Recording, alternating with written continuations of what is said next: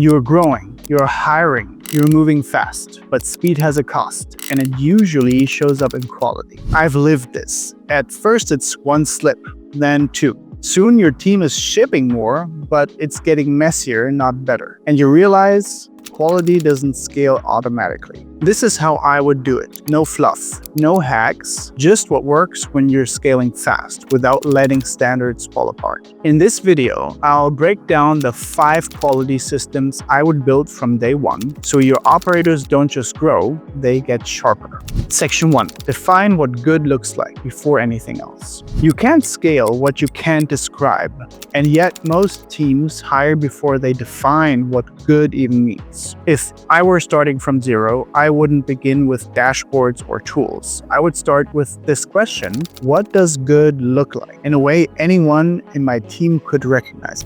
Task level. Was it on time? Error-free and formatted correctly? Process level. Was it completed with the right steps and tools? Experience level. Did the client feel informed, confident, and understood? At Wing, we used to think metrics were the solution, but metrics don't mean anything if no one knows what quality feels like to the client. Whether you're managing 5 people or 500 people, you'll never get consistent outcomes from inconsistent definitions. Section 2. Score the invisible. Most teams only check the output, but by the time you see the mistake, it's already too late. If I had to start over, I wouldn't just measure what gets done, I'd measure how it gets done, because that's where quality starts to fall apart. Here are the signals I would track from day one. Was the instruction actually read and followed? Was the update timely and relevant? Was the communication clean, complete, and proactive? Because a clean-looking result built on confusion, delay, or micro mistakes is not quality. It's a risk you haven't felt yet. At Wing, we score this on the back end for all new team members. It's not just what they did, it's how they moved through it. You don't need a huge team or a fancy dashboard. You just need the discipline to score the invisible before it becomes the obvious. Section 3. Hire for execution, train for precision. You cannot quality control your way out of a bad hire, and you can't scale excellence if you're consistently patching holes. If I had to rebuild from scratch, I'd do one thing differently right away. I would test for execution early and train for refinement later. At Wing, we learned this the hard way. A fast learner with decent instincts is more scalable than a perfect resume with no momentum. We run scenario tests during onboarding. Short, realistic challenges that simulate exactly what the assistant will face on day one. Not abstract logic puzzles, not fake culture fit questions, just real decisions under real pressure. Like clients sending a vague task at 4:45 p.m., your Slack isn't working, and now what do you do next? And the key is, we don't just filter. We train internally and rigorously. Every Wing assistant goes through our in-house training program, built on thousands of real client scenarios. It's designed to turn capable people into high-context operators. That's how we scale precision, not by hiring unicorns, but by investing in readiness. First week, heavy support. Second week, live feedback on every task. Third week, self-assessment checklist plus calibration reviews. Systems don't make people better, but great people with fast feedback and structured training make your systems bulletproof. Section 4. Design work that's hard to mess up. You don't need a better team.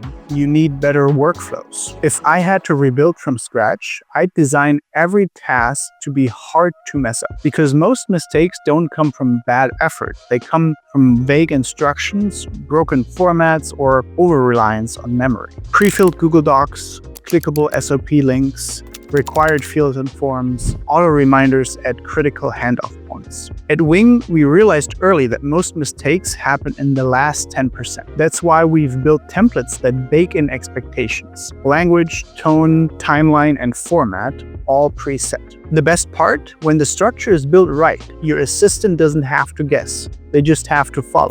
Minimum viable template for every repeatable task. End of task checklists for quality assurance. Default settings that enforce guardrails guardrails without slowing things down. You can't scale a team that depends on perfection, but you can scale one that runs on systems designed to protect against imperfection. Section 5. Build a culture that cares about the details. You can build the best system in the world, but if your team doesn't care, it will still fall apart. If I had to start over, I'd bake culture in earlier, not as a poster, but as a practice. Because the best quality control system is not a checklist, it's a team that actually notices. At Wing, one of the biggest unlocks wasn't technology, it was what we started to celebrate. Internal shoutouts for attention to detail, highlighting assistants who fixed issues before they reached the client, sharing anonymized mistakes as learning moments, not punishment. We also do something we call silent excellence shoutouts. We highlight tasks that weren't flashy, but were done so carefully that nothing went wrong. And that's exactly the point. Care is part of the deliverable.